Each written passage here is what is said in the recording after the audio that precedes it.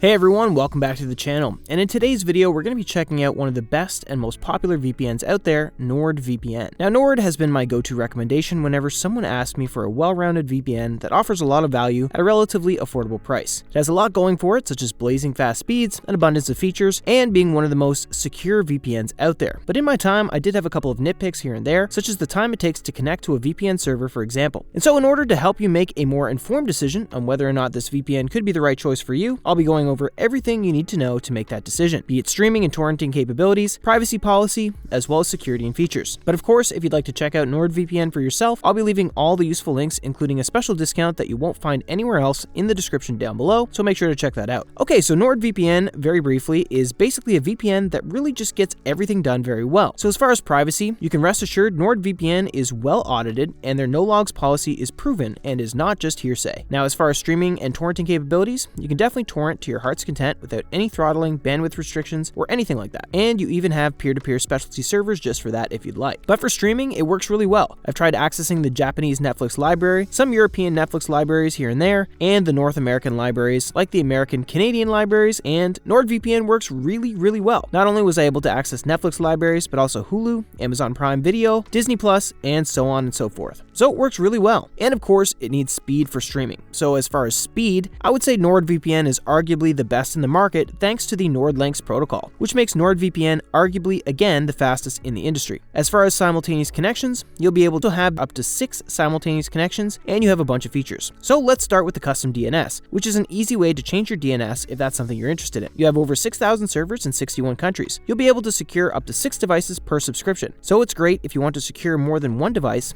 or if you'd like to share it around. You also have these specialty servers, which can be very useful in a variety of situations. For example, dedicated IP always give you the same IP address. So whenever you connect to, let's say, the French server, it's always going to give you the same IP address, unlike the regular servers, which always change their IP address every time you connect. So this can be very helpful if you're trying to avoid any CAPTCHA prompts that keep popping up every time you change your IP address, or if you want to access, let's say, your bank account from abroad and you don't want to constantly change IP addresses so that your bank doesn't think that you're a fraud. Double VPN servers are very self-explanatory. They'll just route your connection through 2 servers instead of just 1 for double the security. And you have obfuscated servers, which will help you connect from censorship-heavy countries if you're having trouble connecting to NordVPN. Onion over VPN is for Tor users, and that's basically it. As far as bonus features, you get threat protection, which will act like a little bit of a mini antivirus, and it also blocks ads and malware within websites as well as trackers. Now, MeshNet is essentially going to give you the ability to access remote devices over the encrypted network of MeshNet, and you can also use MeshNet to securely share files. Now, Dark Web Monitor is just going to keep an eye out for leaked data that's linked to your personal information. Besides that, you'll also get Kill Switch, and the Kill Switch is going to make sure you're only going to be connected to the internet while you're secured by the VPN. So this will be useful if, let's say, you don't want any information about you to be leaked. This will make sure that your ISP or government will never be able to know what you're doing online, even when you turn off the VPN. So essentially, you can just use this to always disable your internet connection when you turn off the VPN, so it's a very useful feature. Now, the app Kill Switch is the same thing, but instead of disconnecting your connection, it'll just disconnect the selected application, and in this case, it is my torrenting client. And finally, we've got split tunneling. Now, split tunneling will allow you to choose which applications are routed through the VPN and which are not. So this can be a very useful feature, but unfortunately, due to the complexity of iOS and Mac devices, no VPN gives you this feature on Mac or iOS. So you're only going to get split tunneling on Android and Windows. So just keep that in mind.